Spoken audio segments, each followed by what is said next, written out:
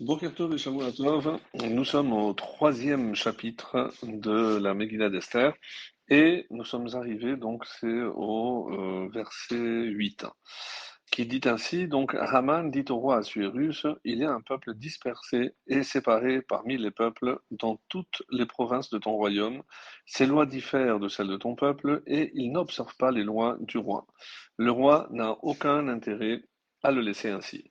Alors, Haman, on voit bien qu'il avait déjà tiré au sort, la date de l'extermination avait déjà été fixée, mais il n'a pas eu la patience d'attendre jusqu'au mois de Hadar, soit presque un an, puisque je rappelle que nous sommes en Nissan.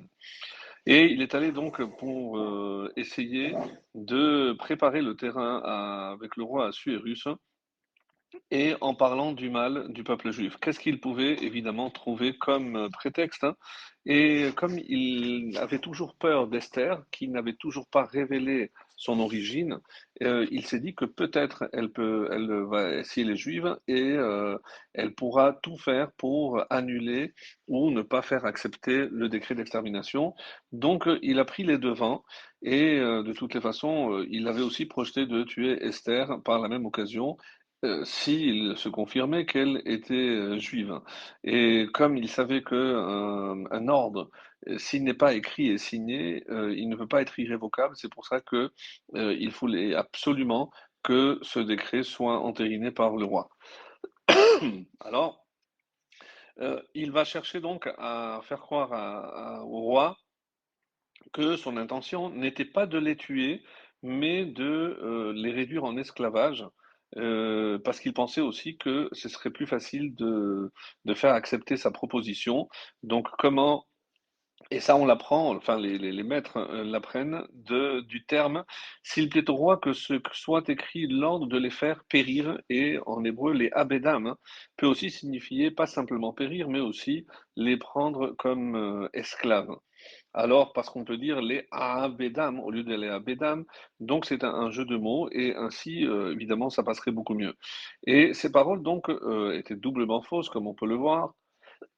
Elles laissaient entendre qu'il n'était pas question de les tuer, mais seulement d'en écrire l'ordre, et comme ça, ils sentiront le danger et finiront par se prosterner devant moi, dit Haman au roi, et ils te rendront honneur.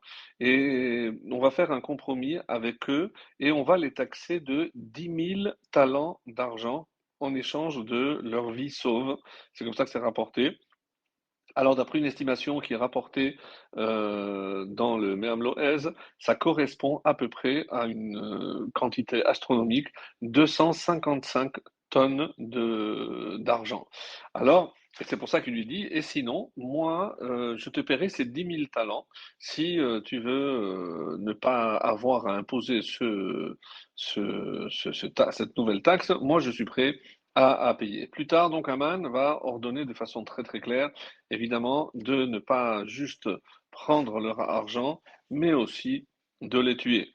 Voilà donc comment Haman a rusé pour obtenir l'accord du roi.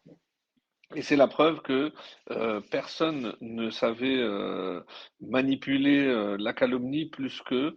Et ensuite, dans le Me'am Lo'ez, il y a un long, long développement de tout ce que Haman a tenu comme discours pour faire paraître toutes les différences. Par exemple, sachez que il se prétend un peuple unique sur la terre. Il n'accepte ni la nourriture ni les boissons de notre peuple. Si l'un d'eux change quoi que ce soit à ce comportement, on l'accuse de modifier leurs lois. Euh, Ce sont des gens qui ont des dents très longues. Ils passent leur temps à boire et à manger. Regardez comment ils célèbrent le Shabbat, les fêtes. Toute occasion est bonne pour célébrer et manger. Ils ont le Oneg Shabbat, quelque chose que le roi ne fait même pas. Ils allument des bougies, le Oneg Yom Tov. Et chaque occasion, donc tous les mois, ils ont Rosh Chodesh. Une fois, ils disent que c'est un jour. Une fois, ils disent que c'est 2 jours. Et sachez que lorsque la lune apparaît, ils disent que la couronne de David se renouvelle comme la lune, qu'elle nous délivre de cet imbécile de roi et que les goïms disparaissent de la terre. Comme on sait, dans tout mensonge, il y a une partie de vérité, donc le début évidemment, puisque David Melech Israël Chai Vekayam, c'est vrai, mais la suite, il l'a inventé pour évidemment arriver à ses fins. Le mois de Nissan, il fête 8 jours, alors que la Torah ne parle que de 7. Il fabrique des espèces de galettes qu'il mange. Voici le jour où nos ancêtres ont été délivrés d'Égypte. Et ils doivent se pencher. Et à chaque occasion, ils disent que le Créateur nous débarrasse de ce mauvais royaume et nous délivre de cet imbécile de roi.